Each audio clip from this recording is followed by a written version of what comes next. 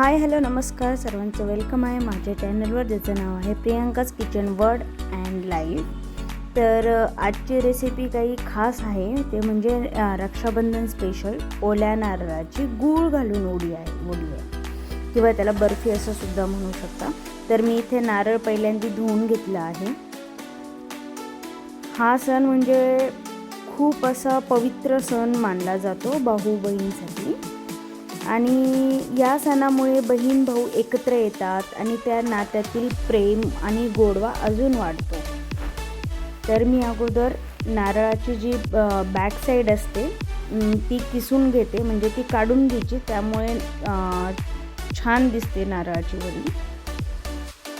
तर मी सर्व नारळ असं ते पाठीमागचं ते काढून घेतलं आहे, किसणीने छोट्या किसणीने किसून घेत आहे।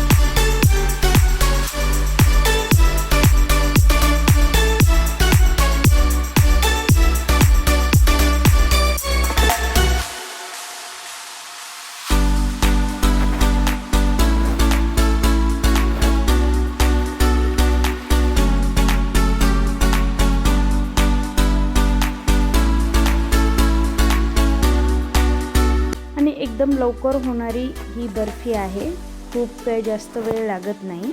आपण ही बर्फी गुळाऐवजी साखरेत सुद्धा बनवू शकतो, पण मी आता ही गुळामध्ये बनवत आहे। फक्त गुळाऐवजी आपण साखर यूज करू शकतो, बाकी सेम प्रोसेस। आणि जे हे आपण नारळाचं जे बॅक साईडचं काढले ते आपण वाटणाच्या भाजीला किंवा असं वापरू शकतो, ते वेस्ट नाही जाणार। आणि नंतर जे आपण त्याचा भाग काढून घेतल्यानंतर नारळाचे आपल्याला स्लाइस बनवायचे, जेणेकरून मिक्सरमध्ये ते फाईनली ग्राइंड होईल, एकसारखे होणार नाही। तर मग मध्ये मध्ये असे छोटे छोटे हे राहतात, नारळाचे ग्रॅन्युअल्स राहतात आणि काही फाईन चॉप होतात। एकसारखं बारीक होण्यासाठी त्याचे स्लाइस करून घेणे।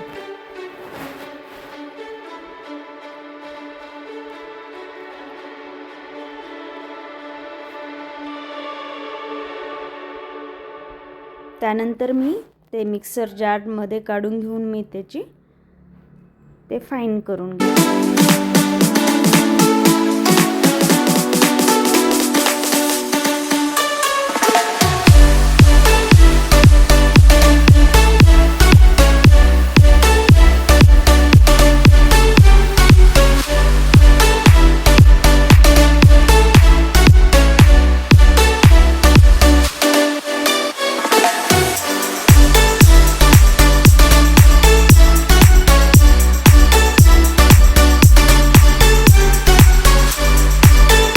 इथे मी सगळं जो नारळाचा चव आहे तो काढून घेतला आहे।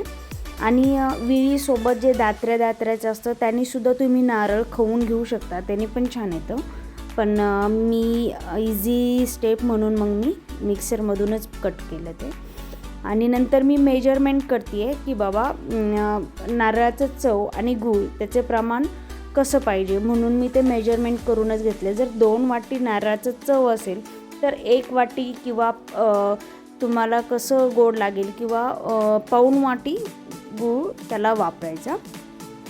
आणि वेलची पूड, पिस्त्याचे पावडर किंवा तुम्ही ड्रायफ्रूट्स कुठले जे अवेलेबल असतील ते पण यूज करा। तर मी तर 2 वाटी नारळाच्या चवसाठी मी 1 वाटी गूळ वापरला आहे आणि वेलची पावडर। आता मी गॅस ऑन करून इथे मी पातळ भांडं नाही वापरायचं आहे, जाड कढई वापरायची। जे भांडं यूज करतात ते जाड घ्यायचं, जेणेकरून ते लागलं नाही पाहिजे, भांडं ते लागलं नाही पाहिजे, म्हणून मोठ्या जाडीचं भांडं वापरायचं।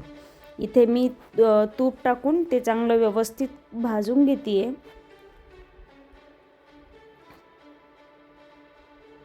त्यानंतर मी ते काढून घेतलं दुसऱ्या बाउलमध्ये।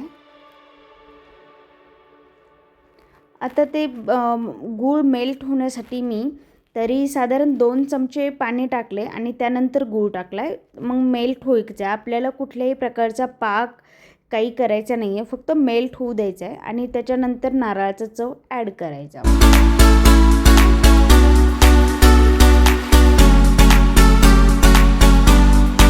नंतर मी इथे वेलची पावडर ॲड केली आहे.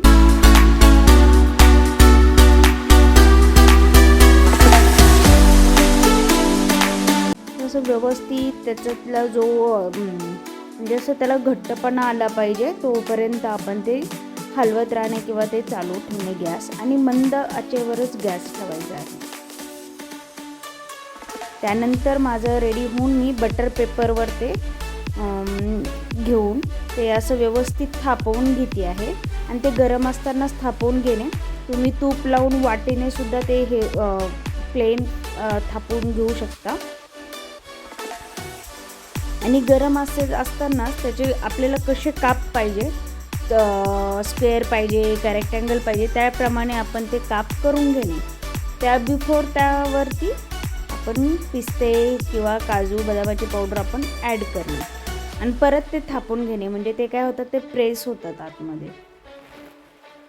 आणि नंतर ते तुम्ही फ्रीजमध्ये रेस्ट करण्यासाठी ठेवू शकता कट करून.